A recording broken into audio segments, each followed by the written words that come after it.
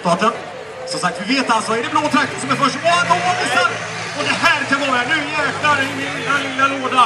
Nu kommer Arvid och tar in sig i knakar. Och slarvar som är tunna nu.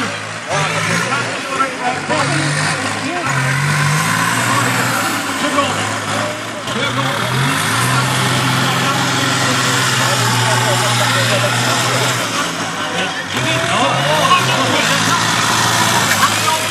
Fantastiskt lätt, Arvid Johansson. Oj, båda utanför. Nu blir det spännande. Jag tror inte han tar den tiden.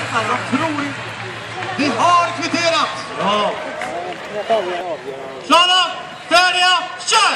Och där går starten och nu springer de fortare än någonsin. Peter Persson är först in på först in växeln. Och han har en traktorlängd. Det kan visa sig avgörande. Den första vänstern är bra.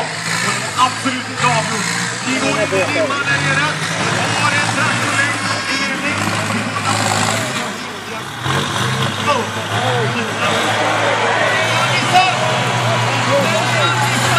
Missar!